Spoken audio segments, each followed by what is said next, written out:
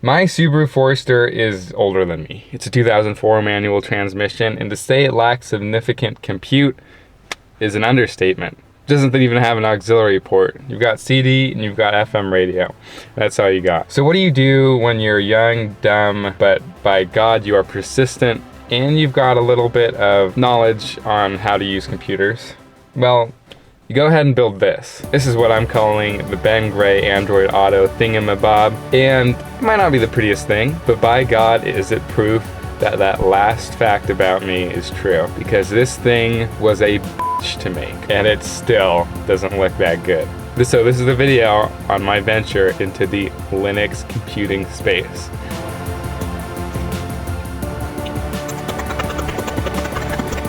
So I'm a Windows and Mac user, so where the hell did a Linux-based operating system touchscreen Raspberry Pi come from? Well, a few months ago I was watching YouTube and I stumbled across Jeff Gerling. Sorry if I butchered that name. He was making a Raspberry Pi network attached storage, and I was like, that would be pretty interesting to make. And I didn't put much thought into it besides that because I didn't want to have to buy the Raspberry Pi, buy all the other stuff for it, buy the SATAs, whatever. And then a little while ago I was thinking and I was like, what if I did that? Because I'm sure there would be a software that I could put onto one of the Raspberry Pis that I could put in that would allow me to connect Android Auto. So I looked into it more and I found something that would work, some tutorials on how to do it, and so I did it.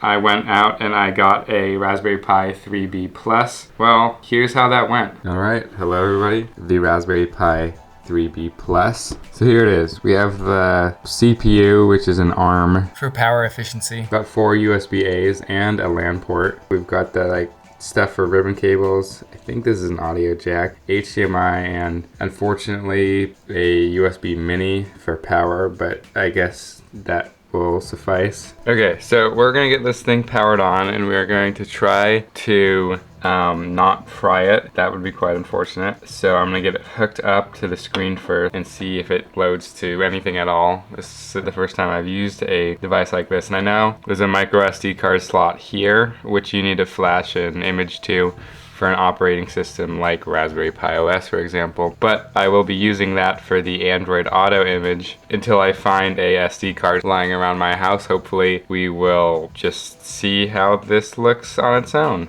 I quickly learned that obviously it would not boot to anything without a storage medium. Will there be anything on the monitor though?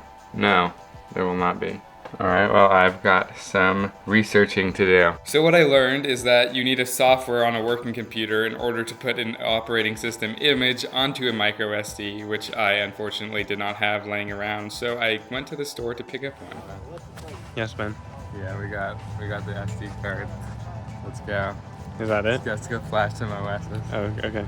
So I went ahead and I picked up a 32 gig micro SD with a full-size SD card converter so I could actually use it on my laptop without having to get a dongle or anything.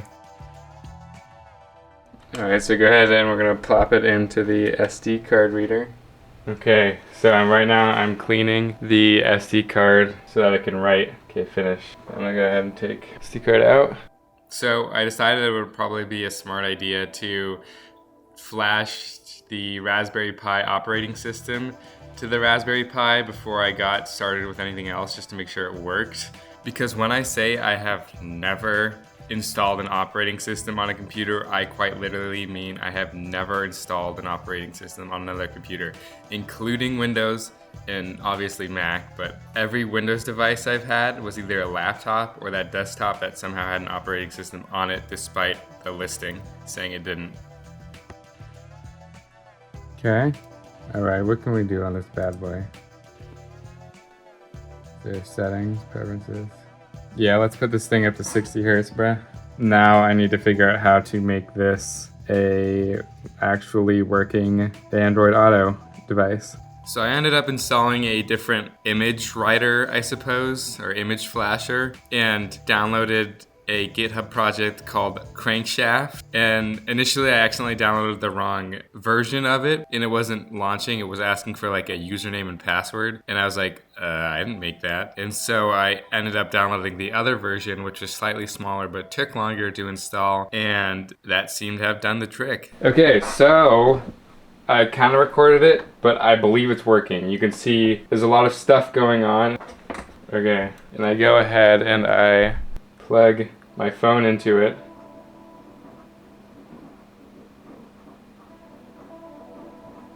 Android Auto appears. Welcome to Android Auto. Connected to Crankshaft NG. Continue. Holy crap! Alright! And you can see I have the music going. There's no speakers or anything connected to this, so... Anyways, so there's kind of an invisible mouse, it appears.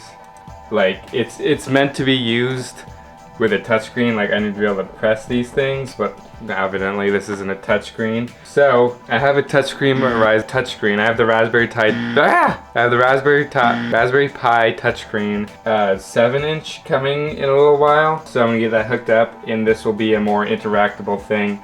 We got the time, we've got maps, we've got all that fun stuff. So this is gonna be very, very fun. So after all of that, it actually turned out to not be very, very fun at all. I ended up getting the Raspberry Pi Touch Display 2 and got it all plugged in and hooked up. Installed the custom Linux operating system onto it with the SD card, and it wouldn't work for some reason. So I made sure the screen was working at all by installing Raspberry Pi OS onto it, and that worked completely fine. So after a week of trying to troubleshoot why this screen wasn't working, maybe it was the connection, maybe it was something else, maybe it was a driver I needed to install. No, it just would not work. And I started to get very frustrated, and I was almost done with this. I even posted a YouTube short asking viewers if they had any idea what was going on to comment their suggestion. There was a bit of help, but nothing actually had any results. If you were one of those people, thank you for trying. I appreciate it. That's when I decided to try one last thing. I went ahead and ordered an aftermarket touchscreen, and a few days later when it showed up, I went ahead and gave it a try, not expecting much, and well, here's how that went. Okay, so here I have with me is the new screen that I'm gonna see if maybe perhaps that will work instead of what I currently have, that being the Raspberry Pi Touch Display 2, if for whatever reason it's the screen. If not, there is another software I stumbled upon that will hopefully fix things, but I suppose it remains to be seen. Anyways, so here is the Halcyon display, and it's actually quite nice. I mean, compared to the Raspberry Pi Touch Display 2, it's got a much thinner bezel, which I do appreciate. Screen quality looks a little nicer. Obviously, the Touch Display 2 has its plastic still on, but let's see if I can get things to work.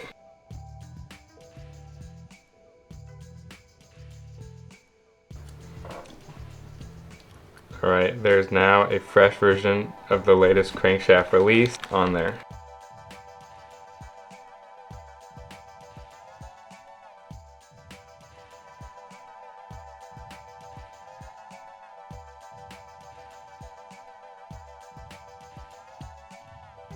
There's freaking stickers on each of the little screw holes. So now we have these little metal stands, because if you can see here, there's this thing right here that can push down but get in the way of the Raspberry Pi fully sitting on the thing proper like.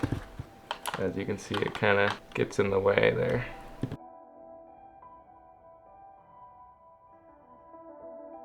Now let us screw the board onto the screen so that it stays. At least two of the screws. The pins are kind of weirdly touching the bottom side of this.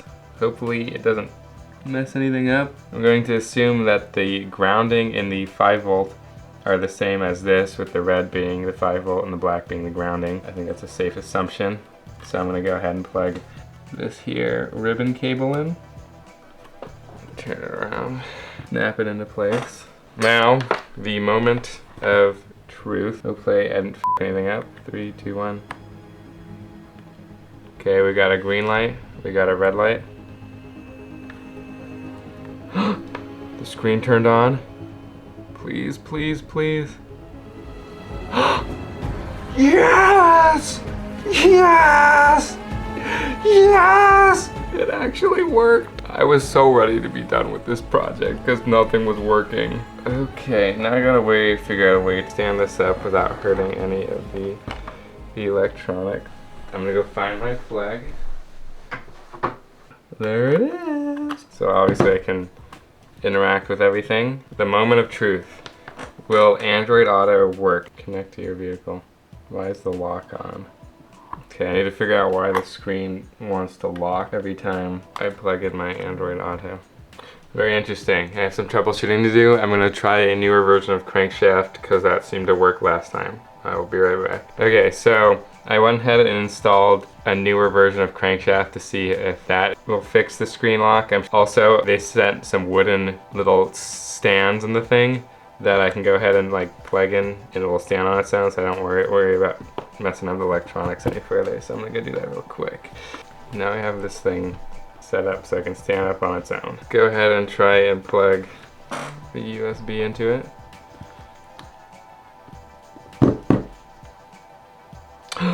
There we go! Oh, this is so exciting! So you can see we got all Spotify, library, we got phone calls, and it's all working. This is a major improvement than like literally a day ago. Oh, this is awesome. Oh, finally. I told myself I wasn't allowed to do that until I had got it figured out. Awesome, well, let's get this in a car. Let's get this working. Here I have my car, and here is my little Bluetooth to FM converter, so I'm gonna go ahead and plug that in there and see if I can't pull charge off of that in order to power the device. Find my USB here. Plug that in. Let's see if I can go ahead and start the car. Okay, that's turned on. The screen's turning on right now. Okay, the screen is on. It's going. Okay, so it's fully on right now. Let's see if I can plug that in. Okay, Android Auto's going. Okay, you know what? Let's go for a drive, honestly. Hopefully this thing doesn't come flying off here. It's a little sketch.